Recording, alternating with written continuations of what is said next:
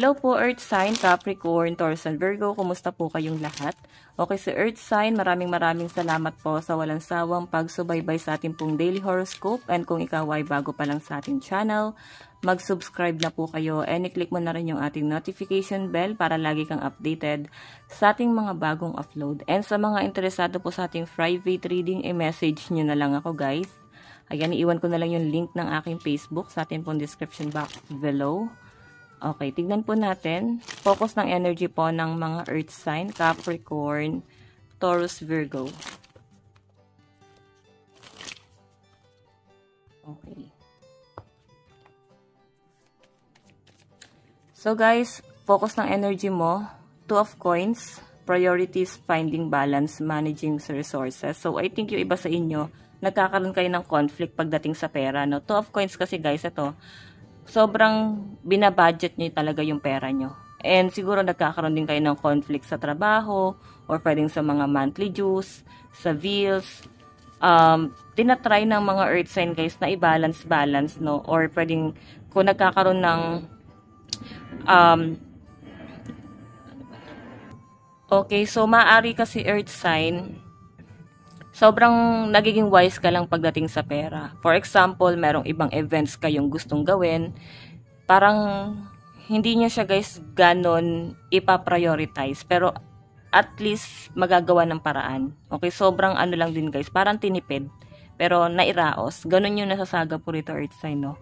So para mairaos lang, mahalaga na parang na priority naman yun or kahit papano is nagawa ng paraan. Kung pwede guys sa celebration, pwedeng ganon. Okay, so yung iba sa inyo guys kasi ang parang mas focus ng energy nyo. Ayan o, may nakikita kasi ako guys, nagkakaroon ng problema pagdating sa pera, sa resources. Pwedeng sa career nyo din. I think may struggle kayo. So, hindi ko naman guys nakakita na parang mainit din yung ulo nyo ngayong araw. Siguro meron kang katransaction dito na parang na-disappoint ka. Earth sign. Parang inaasahan mo na yun eh. Pero parang hindi siya guys nangyari. Okay? So, ang laki ng disappointment mo dito. So, parang mapipil mo na parang ano naman yung taong yun. Parang pinaasa kayo. Pero I think nauunawaan nyo. Okay? Tignan pa natin. Overall energy.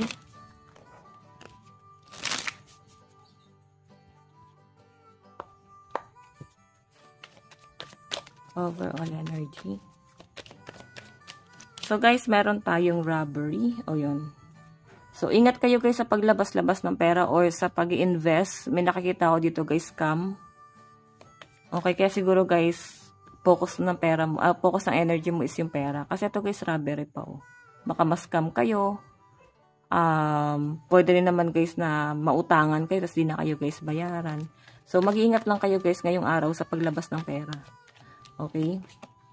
Compromise. May nakita ko guys gulo din pagdating sa relationship.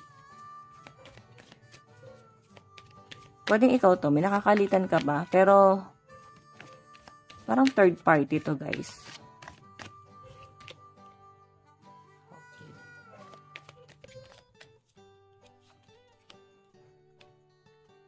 So, may nakikita ko dito guys, maaaring nagkaroon ng conflict sa relationship niya ng person mo. Pwedeng third party yan. Ayan, agreement, reconciliation, so consideration. Maaaring nagkaroon na ng separation, pero parang nagbalikan lang din. Parang inayos lang din to.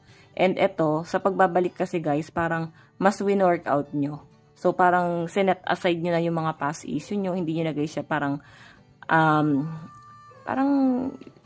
i-brought out pa. Parang ganyan. So, I think nandun kayo sa point na mas nagmamatured kayo ng person mo, yan o. Okay? So, libation kasi guys, ito parang parang siya guys, sa tradition. Pwedeng magkaiba kayo ng paniniwala ng person mo. Iba yung religion ng person mo. Foreigner ba to? Or hindi lang din kayo guys magkaintindihan. Hindi lang din guys sa religion, no? Pwede hindi lang kayo magtagpo sa gitna. May conflict talaga guys. And may nakikita ako na nagkakaroon din kayo ng conflict sa pera ng person mo. Pwedeng ito rin yung pinagtatalunan nyo. So guys, lucky number mo, 59, 33, 50, and 58. Okay, tignan pa natin.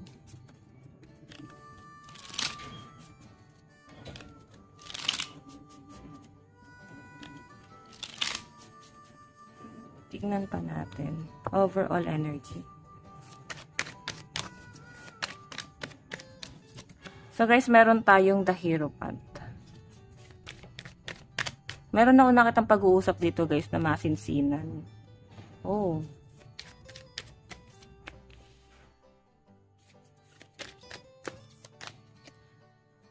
So guys,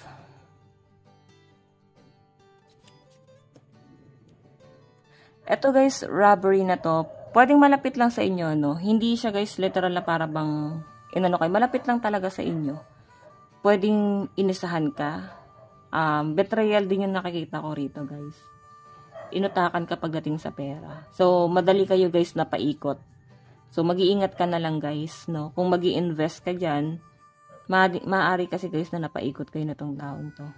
Okay, magdudulot kasi siya guys ng matinding damage talaga sa inyo.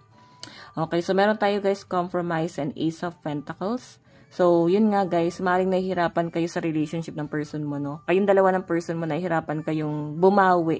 Pwede naglabas kayo ng malaking pera, baka may nagpagawa ng bahay, or ano ba to, nag-invest kayo sa pagbili ng lupa, property. So, monthly meron kayo guys binabayaran.